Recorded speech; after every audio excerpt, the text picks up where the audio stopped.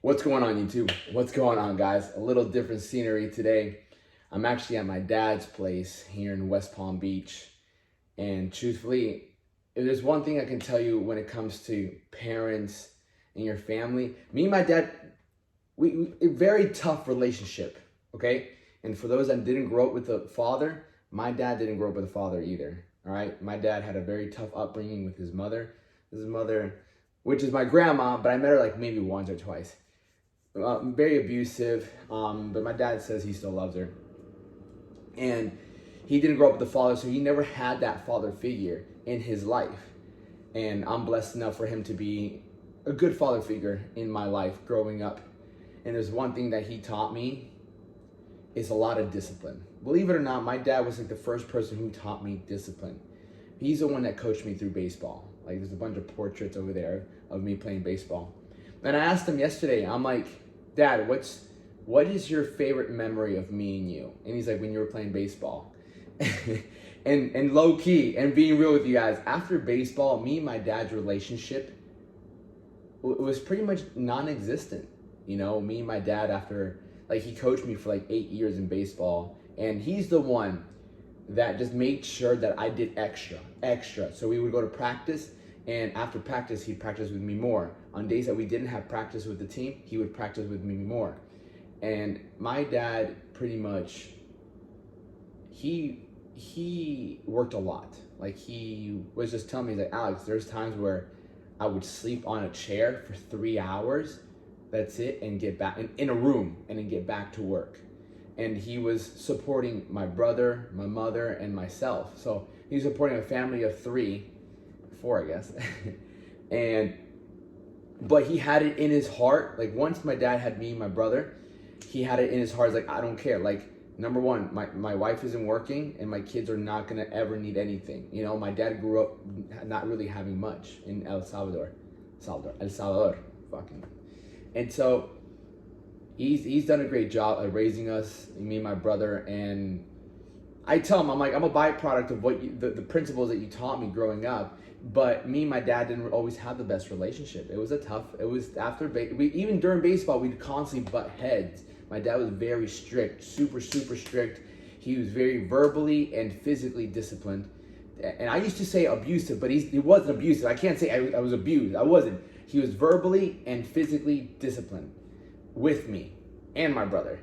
And that created some sort of tension and a little hatred towards my dad at times.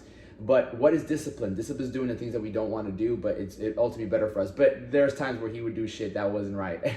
But not bad, you know? But ultimately, overall, he gave me a good base. But me growing up in my teenage years, in my early 20s too, like, me and him would just butt heads. Because I was also very, like, you know? And it isn't until now that we actually have a better relationship, because he's grown mentally and I've grown mentally. If you know anything like Hispanics, and if you don't know anything of Hispanics, they're very set on different ways. So if you're Hispanic, Latino, you understand exactly what I mean when Hispanics are set in their ways. Like, even tattoos, my dad's kind of like gotten over it. He's like, hey, whatever, you do what you want with your body. But my dad's always been like, people who get tattoos are only prisoners. My mom hates them still. And so I've been able to cultivate a better relationship with him, being down south here, like, much better. And I get it. It can be tough. It can be very difficult to have a relationship with your parents, especially growing up in a different generation. They just don't understand a lot of the things that we do. And they're always going to have a very strong opinion, because you're always going to be their kids. They're always going to look down on you, because they are the ones that cleaned your fucking ass when nobody else did. That's one thing I tell people. Don't forget, when you were shitting your fucking diaper, they were the ones cleaning it. Who fed you? Who fucking fed you? Who fended for you? So I truly believe that's something that we constantly, we forget. Like, they were the ones who fed us, made sure we had shelter, made sure, not everybody's friends, but the ones that did, you know, I can always talk for mine. They made sure everything was good. They took us to school, everything. So we forget that as we get older, and we're like, fuck you. And I'm like, no, like, motherfucker, like, bro. So imagine that you have a kid, you raise it, you take care. Oh, my dad, there he is. Oh, papi, I'm just shooting a YouTube video. I got like 3 minutes. Go ahead. All right. I still have another thing. I'm actually talking. No, hold on. I'm talking about you. I'm talking about you. You can be in this too. You can be in this too. So, I gotta speak in English. But I was telling them, it's a YouTube video, but I'm talking about you and how our relationship. And I was telling them how, as we get older, we forget that you're the ones that were changing our diapers. You're the ones feeding us. You're the ones sheltering us. And so, because maybe like 5 years ago, we were even like 4 or 5 years. Me and you would always be like this, and it's just. You will always be my dad. You always look not down on me, but you're like, I raised you, I fed you, I took care of you. And sometimes as people get older, they forget. What do you think? Well, it's normal. That's life. Mm. What happened is they forget that now that you're older, you think you know it all. But remember, who was the first one to feed you, to teach you how to walk? I got a question. What advice would you give a kid? Because I have a lot of like different ages, kid or even an adult who didn't grow up with a father. What advice would you give to them? Because you didn't really grow up with that. Everybody is different. I grew up without a father. I was raised by a single mom, very tough on me, and that depends on how you've been raised.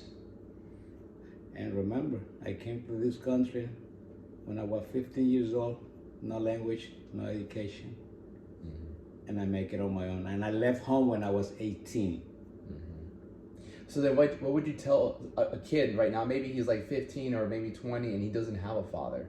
Like, what would you tell him to do? If you have a good mother, you don't need a father. Simple as that. It is nice to have a mom and dad, absolutely, like you did. You were the lucky one with your brother. Have a mom and dad to take care of you guys. And it's always have a good father, because you can have a father and a mom and the father may be... Yeah, piece of shit. I curse. But yeah, it can be bad, 100%. And they can, and it's tough because sometimes they don't understand growing up too. Like in the beginning, I was telling them how you guys, like, it's tough. Well, you grow up different generations. And like I said, don't use an excuse of, because I didn't have no father, no. That's an excuse. That's an excuse. Never use an excuse, because you can be better yourself. Because I grew up in New York on my 50 years old. I can took different ways, different drugs, alcohol, and because the values that my mom teach me stuck on me until these days. And I thank her for who I am right now. Even I only stayed with her for not even 15 years, because you left and come back. No, not only 15 years, because she came to this country when I was only 13 years old or 12 years old. Yeah. So I was growing up with my older sister, which was like 5 years older than me. So it's, but I always respect my mom, even when she wasn't around. I respect her. Yeah, so it's about, and people think teenagers are teenagers, but on these days, kids, they used to threaten their parents. I'm gonna run away. Go ahead, be my guest. Yeah, I ran away before. Go ahead. I ran away before for like one day. I got on a little motorcycle. And what happened? I came back. Oh, because mom let me come back. Mom's like, no, you can come back. I'm like, okay. That's the only benefit of having a mom too. Yeah, because, and I wanna, since that you're doing this postcard, I'm gonna tell people that you and your brother always telling me that I kick you, both of you, out of my house. And I'm gonna tell you right now, it's gonna be on this video, that you didn't listen what I was saying. I didn't kick you guys out of my house. When you guys leaving? When you guys leaving? No. The only thing I told you, listen, as long as you live under my roof, is my rules, not yours.